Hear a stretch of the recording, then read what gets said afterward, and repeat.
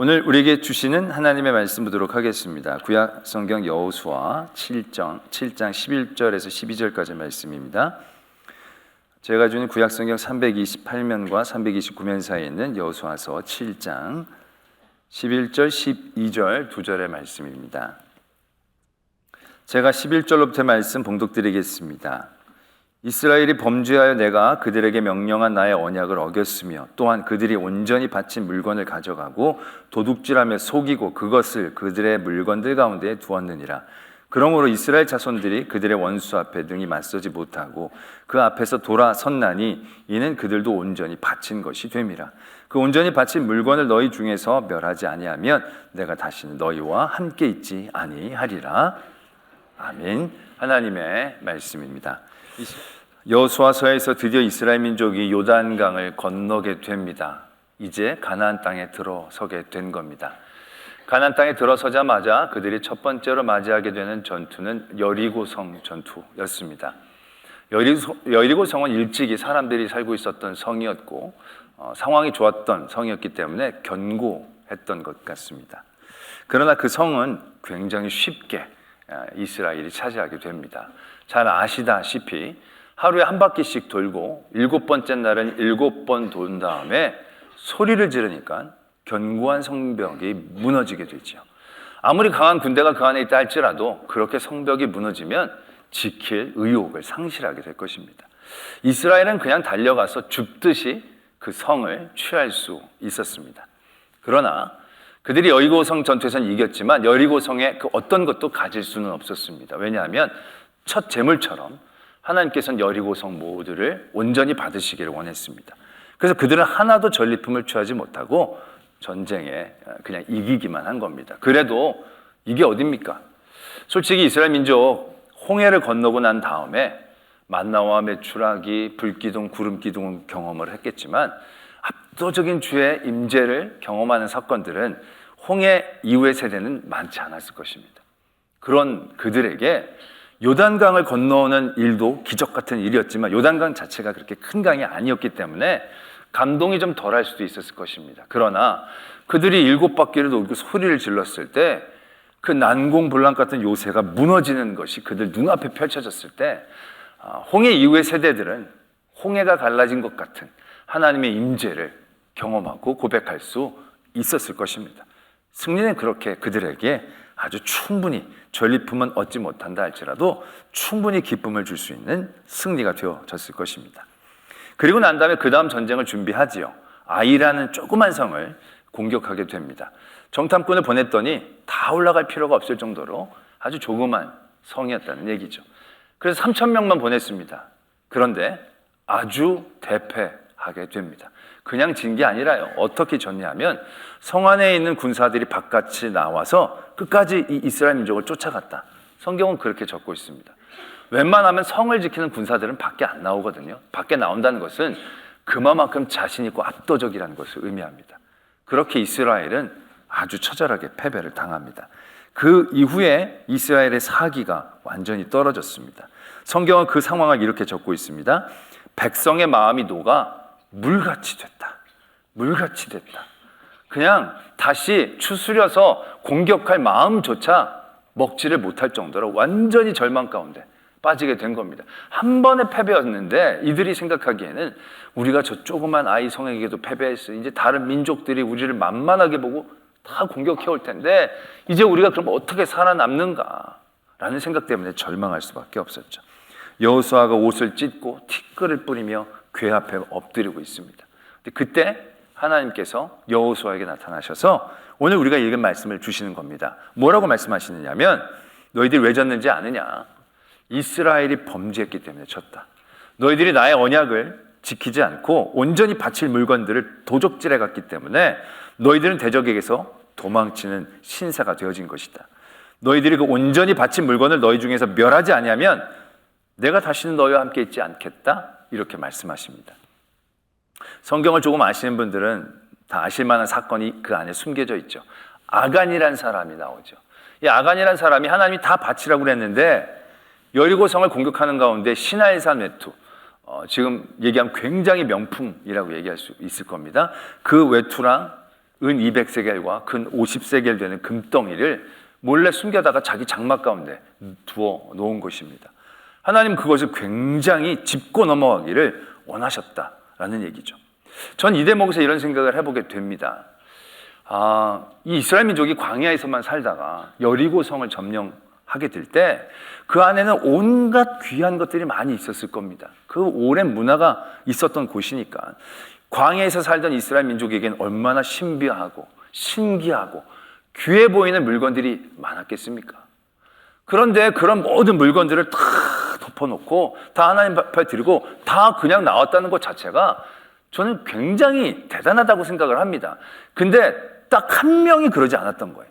제가 생각하면 10명 정도 했을 것 같은데 한 명밖에 안 했다는 게 저는 대단하다는 생각을 드는 거죠. 물론 아가는 좀 많이 좀 갖고 나왔지만 아니 하다 보면 이렇게 하다가 반짝반짝거리는 거 이렇게 귀걸이를 하다 보면 집사람 생각이 나서라도 그거 이렇게 조그만 건 하나 둘씩이라도 이렇게 또 좀 신기한 거 있으면 우리 애라도 갖다 주겠다 그래가지고 이거 이런 것까지 해가지고 뭐 이렇게 쑤셔넣기 쉬운 것들은 한 서너 명 정도는 충분히 할 수 있는 그런 가능성인데 이 이스라엘 백성들이 사람들이 괜찮은 거예요. 그런 사람이 없다는 거예요. 딱 한 명만 그런 거란 얘기죠. 저는 이 대목에서 이 정도 되면 꽤 수준 높은 민족이라는 생각이 들고 하나님께서 이 아간의 죄는 아간의 개인적인 일탈로 치부할 수 있지 않았을까라는 생각을 해보게 됩니다. 야, 한 명밖에 안 이랬다. 대견하다. 그럼 아간만 다음 전쟁에서 죽으면 되지. 굳이 한 사람의 일탈을 가지고 모든 민족의 범죄로 규정하시며 이렇게 크고 처절한 패배를 경험하게 하실 필요까지 있을까라는 생각 해보게 된다는 거죠. 이런 생각은 늘 저만 하죠. 네. 이제 한 명 정도면 꽤 괜찮은 것 같은데 왜 이렇게 이 죄를 꼭 짚고 넘어가시는가? 제가 군에 있을 때, 군에 다녀오신 분들은 다 아시겠지만 군대에서 이렇게 정기적으로 하는 훈련 중에 힘든 훈련 중에 유격 훈련이라는 훈련이 있습니다. 이건 이제 막 절벽을 타고 이렇게 밧줄을 타고 막 이런 훈련을 하는 겁니다. 근데 이 밧줄 타고 절벽 타는 건 그렇게 힘들거나 그러지 않습니다. 오히려 재미있을 수도 있는데 힘든 건 그거 하기 전에 PT 체조라는 걸 시킵니다. 몇 가지 PT 체조를 가지고 몸을 다치지 않게 뭐 유연하게 하고 뭐 근력을 회복하기 위해서 이제 그런 훈련을 한다는데 이 일명 기압 같은 겁니다. 근데 꼭 늘 조교들이 그걸 시킬 땐 이렇게 합니다. 몇 개를 하게 한 다음에 마지막은 구호를 외치면 안 됩니다. 횟수를 늘 붙이는데 마지막은 붙이면 안 되는 겁니다. 발로 뛰기 4회, 몇 회? 4회, 실시! 그러면 하나, 둘, 셋, 하나, 둘, 셋! 네 번째 얘기하면 안 됩니다. 근데 꼭 얘기하는 사람이 있어요. 참 신비해요. 아니, 어떻게 그럴까? 꼭 있어요. 처음에 한 두세 명 있어요. 그러면 4번이니까 그 다음엔 8번 되는 겁니다. 그 정도까지는 그냥 그럴 수 있다고 쳐요. 그럼 8번 정도 하면 돼. 그렇게 한 번 당했고 나면 다들 정신 차릴 텐데 또 몇 번 하다 보면 참 희한하죠. 꼭 생기는 거예요. 그 횟수가 늘어나면요. 그때부터 분위기가 험악해지는 거예요. 에이씨, 막 이러면서 막 양쪽에 막 욕 나오고 막 옆에서 막 정신 안 차려 막 이러고 막 분위기 험악해지고 막 한숨 나오고 막 그 16번 했는데 마지막 16대 누가 16 이러면 32회가 되는 거죠. 죽어나는 거죠. 32회 계속 하다가 또 그걸 하니까. 근데 32회 몇 회? 32회 실시 그러면 뭐 하든 다시 시작이 됩니다. 그런데 그러면 어떤 분위기가 생기느냐면 한 28회부터 소리가 커집니다. 28, 29 왜냐하면 정신 차리라는 겁니다. 너 정신 차려. 다 끝이 다가오니까 아무 생각 없이 하지 말고 정신 차려. 막 이런 의미인 거죠. 그리고 31 그럴 때는 막 고함을 지릅니다. 31 막 이럽니다. 그러면 32 할 때 조용합니다. 그럼 32 이 입가에 묘한 그 안도감과 웃음과 이 어떤 공동체성이 느껴지는 그런 감동이 경험이 되죠. 군대 다 갔다 오셔야 되는데 안타깝습니다. 어떤 이런 공동체성을 발휘하기 위해서 하나님의 아간의 죄를 개인적인 일탈로 치부하지 아니하시고 전체 민족의 죄로 얘기하시느냐? 물론 그런 의미도 있겠죠. 그러나 하나님께서 이 아간의 죄를 짚고 넘어가시는 것에는 더 큰 그림이 있다라는 겁니다. 왜냐하면 이 사건은요, 이제 우리가 출애굽하고 나서부터 광야의 40년, 이제 광야의 시간을 끝내고 가나안 땅을 정복하는 그 모든 여정 가운데 마지막으로 하나님께서 징계를 내리신 사건입니다. 그러니까 이 사건이 굉장히 갖고 있는 의미가 있다는 겁니다. 이 뒤로는 징계를 여호수아서에서 이제 더 이상 나타나지가 않습니다. 이 마지막 하나님이 이 부분을 짚고 넘어가신 거다라는 얘기죠. 하나님이 짚고 넘어가신 것은 이 죄에 대한 의미를 우리에게 다시금 일깨워 주시기 위함이다라는 겁니다. 아까도 말씀을 드렸지만 아간 한 사람의 죄입니다. 그 수십만 중에 한 사람 죄를 지었는데 하나님은 어떻게 표현하시냐면 이스라엘이 범죄했다, 이렇게 말씀하고 계신다라는 것입니다. 이게 죄가 갖고 있는 굉장히 큰 무서움, 치명적인 힘이다라는 것을 가르쳐주고 계신다는 것이죠. 아간이 그 이전까지 죄를 많이 짓고 산 그런 사람은 아니었을 겁니다. 그도 여리고성을 점령할 때 순종하면서 그 여리고성을 돌고 전쟁 가운데 더 열심으로 임했던 사람일 것입니다. 저는 그런 생각을 해봅니다. 이 외투나 은이나 금이 부피적으로도 그게 적지 않거든요. 그걸 사람들 몰래 숨겨가지고 자기에게 장막에다 옮겨놨다, 이런 상황들을 만들려면요 진짜 누구보다도 빨리 뛰어들어가야 한다는 거죠. 처음부터 훔칠 생각 갖고 뛰어들어간 건 아닐 겁니다. 열심으로 하나님의 말씀에 순종하면서 막 여리고성을 막 뛰어들어간 거죠. 막 뛰어들어가서 열심히 아마 무찌르고 멸하고 이랬을 겁니다. 그러다가 갑자기 순간적으로 외투가 눈에 보이고 그 옆에 은이 있고 금이 딱 보였을 겁니다. 근데 그때 옆에 다른 사람들이 있었으면 아마 그런 생각하지 못했을 겁니다. 순간적으로 이렇게 봤더니 없는 거죠. 없는 겁니다. 이 없다는 건 그만큼 이 사람이 혼자 열심히 뛰어들어갔거나 외진 곳에 갔거나 혼자 특심이 있었던 거예요. 근데 순간적으로 그러한 상황들이 되어지니까 혹한 거죠. 그리고 아무 생각 없이 정말 순식간에 그걸 집어넣고 나서 그때부터는 어쩔 수 없이 그걸 지키기 위해 아마 그렇게 살아갈 수밖에 없었을 것이죠. 아간의 삶 가운데에서 그런 탐심을 품고 죄를 지은 시간은 퍼센트로 따지면 그렇게 압도적인 퍼센트는 아닐 겁니다. 순간적으로 탐심이 들었고 순간적으로 집어넣고, 그래서 그가 그런 길로 들어섰을 뿐입니다. 그런데 어떻게 됩니까? 이 아간의 순간적인 탐심과 욕심이 그의 이름을 바꿔놓고 그 민족의 정체성을 바꿔놓는 무서운 결과를 만들어냈다라는 것입니다. 세상은요, 뭘 하나를 할 때 그 사람의 이름이 되거나 정체성이 되는 게 별로 없습니다. 공부를 못했던 애가 어쩌다 시험 한번 엄청 잘 봤어요. 늘 반에서 밑에 돌다가 1등을 했어요. 그러면 사람들이 와, 공부 잘하는 사람이라고 얘기합니까? 아니에요. 어쩌다 시험 잘 본 애, 이렇게 얘기하지, 한 번 시험 잘 봤다고 공부 잘하는 애로 얘기하지 않아요. 그게 굉장히 오랫동안 지속이 돼야 그때 그제서야 아, 이제 공부 좀 하는 애, 이렇게 얘기를 하는 거죠. 어떤 사람이 착한 일을 한 번 한다고 저 사람 착한 사람으로 정체성과 이름을 매겨주지는 않아요. 그 착한 일들이 굉장히 오래 쌓여야 그 사람이 착한 사람으로 불려질 수 있는 겁니다. 그런데요, 죄는 안 그래요.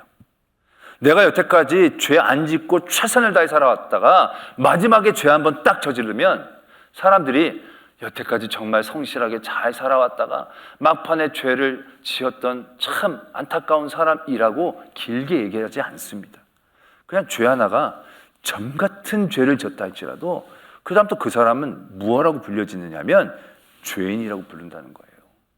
그 죄는요, 그 어떤 것들로도 상쇄하기가 쉽지 않아요.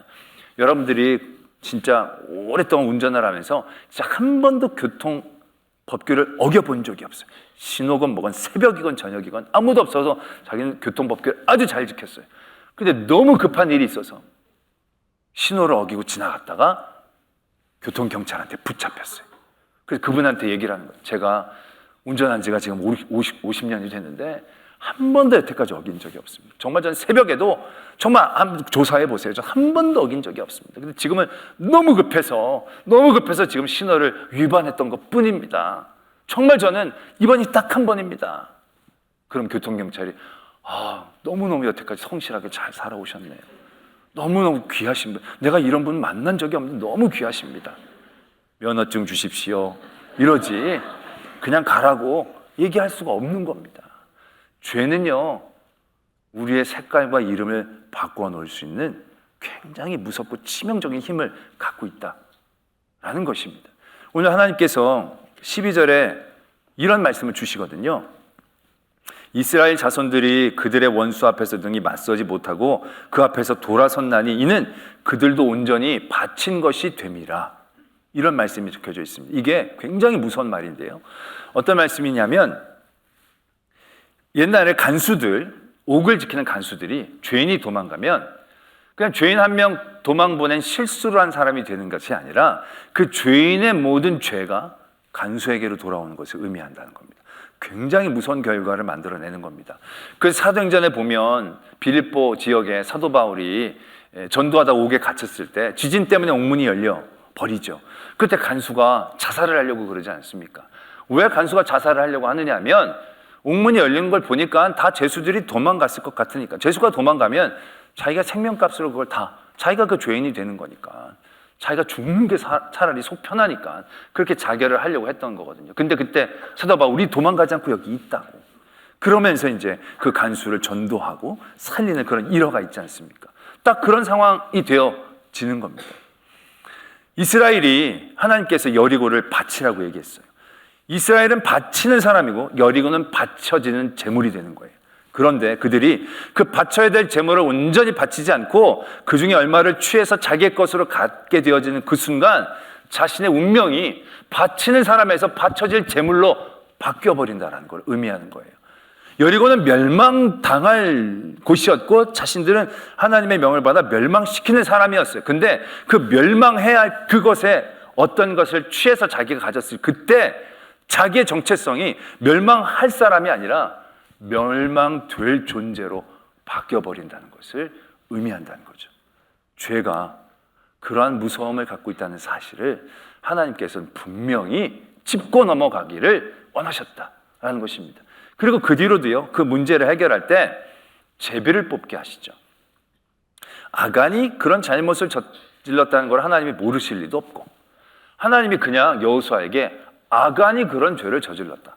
아간을 너희 안에서 죄하지 않으면 너에겐 길이 없다. 이렇게 얘기해 주셔도 될 터인데 하나님은 그렇게 얘기하지 않고 제비 뽑으라고 얘기합니다. 여러분, 제비를 뽑는다는 건 모든 백성들이 훔친 것이 없다 할지라도 굉장히 긴장하게 만드는 그런 상황이 될 겁니다. 아니, 제비를 뽑을 때 자기가 죄가 없어도 굉장히 마음이 떨리지 않겠습니까? 뽑는데 자기 부족이 뽑히거나 자기가 뽑히면 이거 진짜 이거 빼도 박도 못하는 상황 가운데 있는 거니까 모든 이들이 그 죄에 대한 것들의 극도의 또 민감함을 가지고 생각할 수밖에 없는 상황을 하나님께서 만들어 놓으신 거죠. 그만큼 죄에 대해서 분명하게 깨어있기를 원하고 계신 겁니다. 또 이건 그들이 앞으로 수없이 많은 가나안 땅을 정복하며 치루어야 될 전쟁 가운데 그들이 어떤 것에 신경을 쓰고 중점적으로 애를 쓰며 전쟁을 치루할 것인가를 가르쳐주고 계시는 대목이기도 합니다. 무슨 말씀을 드리느냐면 이제 이스라엘 민족은 앞으로 굉장히 다양한 민족과의 전쟁을 치르게 될 겁니다. 어떤 민족은 아주 튼튼한 성읍 안에 있을 수도 있고 어떤 민족은 높은 곳에 사는 민족도 있을 것이고 어떤 민족은 좋은 무기를 갖고 있을 수도 있고 어떤 민족은 자신들보다 약한 민족일 수도 있을 겁니다. 그런 다양한 대적들을 이제 만나서 전쟁을 치러야 합니다. 그런 다양한 대적들 가운데 그들은 그 대적에 맞는 다양한 전술과 전략과 여러 방법들, 무기들 필요했을 겁니다. 또 그런 것들을 준비하려고 애를 써야만 했을 것입니다. 근데 그러한 전쟁을 앞두고 있는 이스라엘 민족에게 하나님께서 분명하게 얘기해 주시는 겁니다. 너희들이 정말로 신경 써야 될 것이 무엇인지. 이스라엘 민족이 아이성을 공격하러 가려고 할 때 어떻게 했습니까? 정탐꾼을 먼저 보냅니다. 정탐꾼이 정탐을 했더니 그렇게 크지 않아요. 자신들이 다 갈 필요가 없어요. 굉장히 효율적으로 이 전쟁을 치러야 되겠다 작전을 세우죠. 그래서 3,000명만 보내게 됩니다. 정탐꾼을 보내서 분석하고 전략을 세워서 전투를 치르게 됩니다. 잘못된 분석이 아니었을 겁니다. 전략도 그 분석에 맞는 전략을 세웠을 것입니다. 그런데 전쟁에서는 어떻게 됐습니까? 졌습니다. 아주 대패했습니다. 그렇게 질 줄은 모를 정도로 엄청나게 지게 됐습니다. 뭐 때문에 그렇습니까? 정탐이 잘못됐습니까? 분석이 잘못됐습니까? 전략을 잘못 짰습니까? 아니에요. 전략이 완벽해도, 전술이 완벽해도 이 전쟁은 이길 수 있는 전쟁이 아니었어요. 왜요? 아간의 죄 때문이거든요. 아간의 죄 때문에 진 거지 다른 무엇이 잘못돼서 진 게 아닌 전쟁이었거든요. 하나님은 이 아이성과의 전쟁 가운데 그들이 어디에 초점을 매겨야 할지를 분명하게 말씀하고 계시는 거예요. 그들은 정탐꾼을 보내기 전에 먼저 이렇게 했었어야만 했어요. 다시 사람들을 모으고, 자, 우리가 여리고성의 전투에서 이겼습니다. 하나님께서 큰 승리를 주셨고 그 모든 여리고성은 바치라 그래서 우리가 다 바쳤습니다. 그런데 만에 하나 우리 가운데 그곳에서 나온 물건이 있을 수도 있으니 우리 스스로를 다시 한번 점검해 봅시다. 아니, 내가 가지고 나오지는 않을지라도 나한테 어떻게 묻어서 나온 것이 있을 수도 있으니까 우리가 그런 모든 것들을 철저하게 털쳐내고 하나님 앞에 드리고 그 다음에 우리가 아이성으로 나가야 합니다 라는 시간을 가졌다라고 한다면 아간은 견딜 수 없어서 아마 그때 토해낼 수도 있었을 것입니다. 그랬다면 아이성은 정탐꾼 없어도 승리하는 전쟁이 되어졌을 것입니다. 여리고성도 그렇지 않습니까? 여리고성도 그 전쟁을 할 때 정말로 이스라엘 민족이 여리고성의 전투에서 중점적으로 힘써서 애쓰고 힘써서 싸우는 것이 무엇입니까? 성벽을 어떻게 무너뜨리느냐? 그 군대를 어떻게 이기느냐? 그런 게 아니지 않습니까? 여리고성의 핵심은요, 불순종과의 싸움이에요. 불순종과의 싸움. 하나님이 하루에 한 바퀴씩만 돌라고 하는 거예요. 아니, 지금 이스라엘 민족은 건너오기 전에 정말로 많은 승리로 사기가 막 올라 있어요. 딱 여리고 봤더니 너무 좋은 게 많을 것 같은 성이잖아요. 저 성 공격해서 이기고 나면 그 전리품들에 대한 기대감으로 그들이 가득 차 있었을 거예요. 그런데 이게 싸우지를 않게 하시는 거예요. 그냥 돌고만 돌아오게 하시는 거예요. 아니, 그것도 6일 동안 돌고만 오니 얼마나 근질근질 하겠습니까? 마지막 7째 날에 7번 돌더니 소리를 지르라는 거예요. 와, 이거 소리를 지르는 게 맞나? 이게 지른다고 저게 무너질까? 충분히 그러한 불순종의 쓴뿌리들이 생길 만한 그런 상황이었어요. 그런데 이스라엘은 순종했죠. 그런 하나님의 말씀 가운데 모두가 하나같이 순종을 했어요. 그래서 여리고성을 이긴 거예요.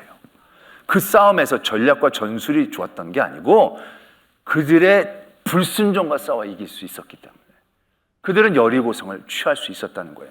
여리고성에 정탐을 보낸 건요, 하나님께서 그 정탐꾼들을 통해서 그 어디에 군대가 많은지 어디가 두껍고 얇은지 알아오라고 보낸 게 아니에요. 어떻게 보면 정탐꾼을 보낸 건 그 성을 잘 알기 위해서 보낸 게 아니라 그 성에서 하나님을 두려워하는 라합의 가족들을 구원해내시기 위해 보내셨을 뿐이에요.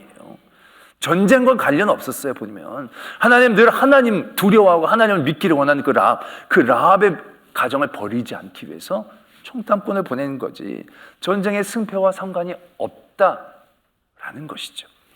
전쟁이 처음부터 솔직히 그랬거든요. 이스라엘 민족이 처음 출애굽하고 난 다음에 처음으로 싸운 전투가 아말렉과의 전투입니다. 그때 이스라엘 민족은요, 종살이 수백 년 하다가 나온 지 몇 달 되지도 않았어요.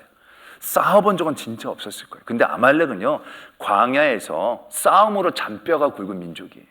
늘 빼앗고 빼앗는 그런 일이 주업이었던 민족이 아말렉 민족이니까 얼마나 잘 싸우겠어요. 상대가 안 되는 싸움이었을 거예요. 근데 하나님께서 그 싸움에서 어떻게 이기게 하십니까? 군대의 숫자, 전략, 전술, 무기 아닙니다.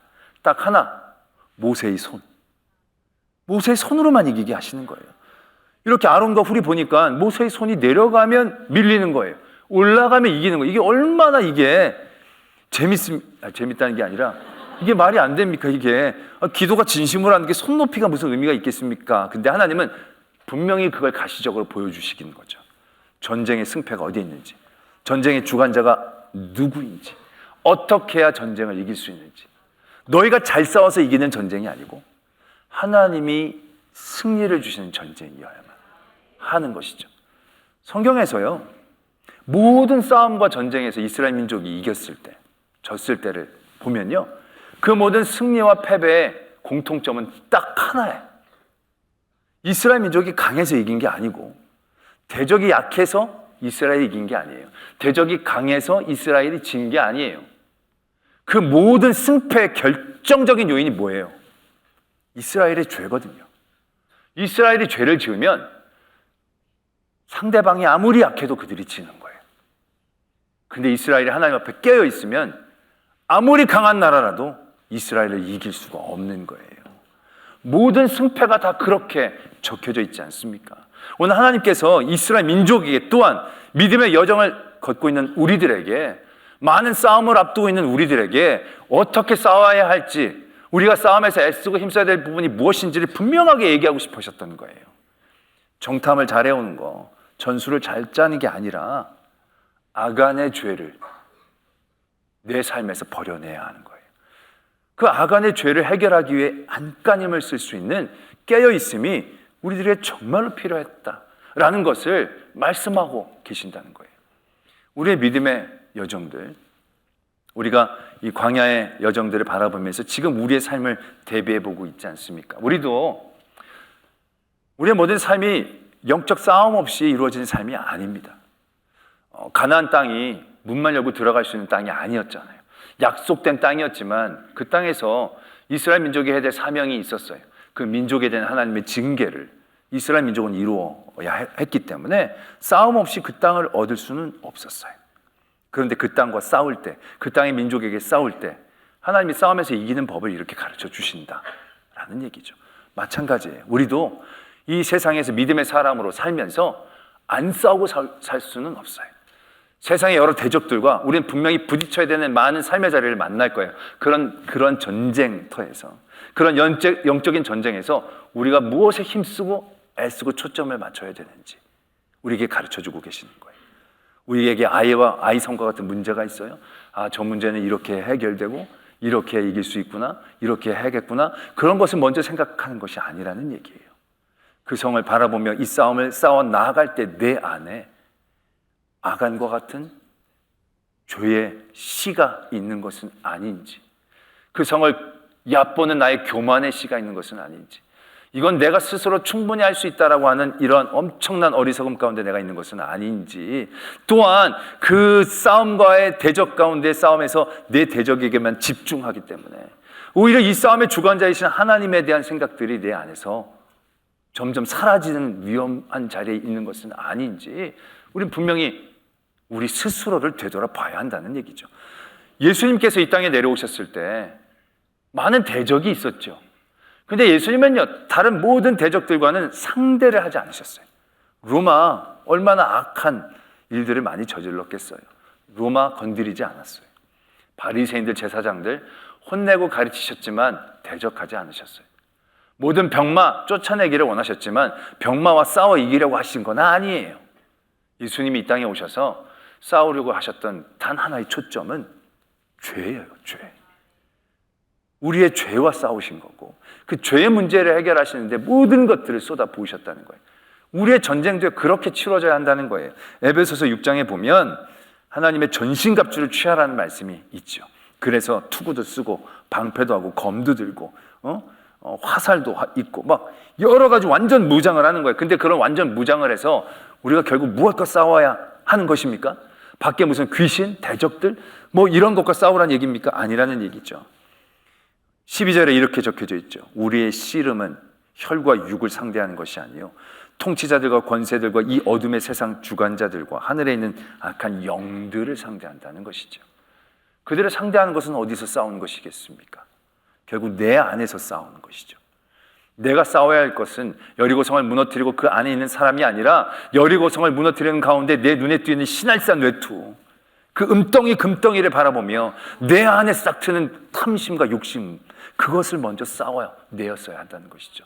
또한 그런 죄를 저지르고 난 다음에라도 우리는 이 죄를 내 안에서 제하여 버리기 위해 우리는 늘 거기에 깨어있고 하나님 앞에 회개의 자리를 늘 지켜낼 수 있어야 한다라는 것입니다.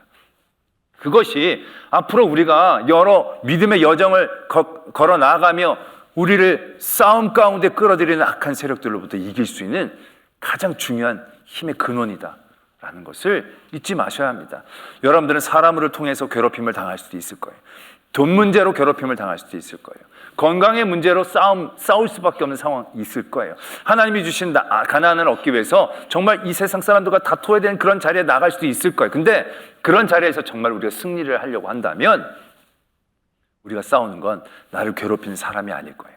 병마가 아닐 거예요. 돈이 아닐 겁니다. 그 안에 내 안에 싹트는 죄의 문제와 싸울 수 있을 때, 그리고 그것을 이길 때 하나님이 우리에게 물질을 주십니다. 하나님이 가나안을 주시듯 건강을 주시고, 하나님이 그 대적을 내 아래 무릎 꿇게 해주시는 겁니다. 내가 미워하고 죽이려는 마음으로 꿇게 하는 게 아니라, 내가 내 죄와 싸울 때 하나님이 우리에게 가나안 땅을 주시듯 승리를 주시게 될 줄을 믿습니다. 이러한 싸움의 초점을 잃지 않고 믿음의 여정 달려나가는 저와 여러분들이 되어지기를 소망합니다. 기도하겠습니다. 오늘 말씀을 생각하시며 여러분의 많은 삶의 자리에 영적 전쟁터, 싸움터에 있는 분들 계실 겁니다. 누군가가 나를 굉장히 괴롭히고 핍박하고 탄압하고, 건강이, 물질이 나를 괴롭히는 많은 싸움 가운데 우리는 이기려고 안간힘을 씁니다. 그 이기려고 안간힘을 쓰는 그 중심에 늘 내 안에 세상의 방법을 쫓아가려고 하고, 세상의 것들을 탐내고, 또 악한 마음으로 이기려고 하는 그 죄와 먼저 싸워 이기게 하여 주시옵소서. 그러할 때 하나님께서 우리에게 여리고성을 주시고 아이성을 주시듯 하나님의 은혜, 승리 온전히 주실 줄 믿습니다. 이러한 기도의 제목으로 하나님 앞에 나가겠습니다. 아버지 하나님, 우리의 모든 영적인 싸움터에서 우리 지치고, 하나님 아버지 모든 것들 가운데 우리들 온전히 하나님을 믿는 믿음 가운데 서게 하여 주시옵소서. 내 안의 죄와 악을 싸워 이길 수 있도록 저희를 붙잡아 주시고, 하나님의 전신갑주를 통하여 온전한 승리자의 자리에 서는 저희들 다 되게 하여 주시옵소서. 하나님이 주시는 귀한 약속의 땅에 들어왔습니다. 여전히 아이성도 있고 여리고성도 있습니다. 그 모든 성과의 전쟁 가운데에서 우리가 붙잡아야 될 것은 내 안에 아간과 같은 죄임을 깨닫게 하시고, 그 모든 죄와 싸우고 불순종과 싸우고 온전히 하나님 앞으로 나아가려고 할 때 하나님이 여리고성을 무너뜨려 주시고, 아이성을 이길 작전을 주시고, 하나님이 가나안 땅을 주시는 온전한 은혜의 자리에서는 저희들 되게 하여 주시옵소서. 믿사오며 예수 그리스도의 이름으로 기도드립니다. 아멘.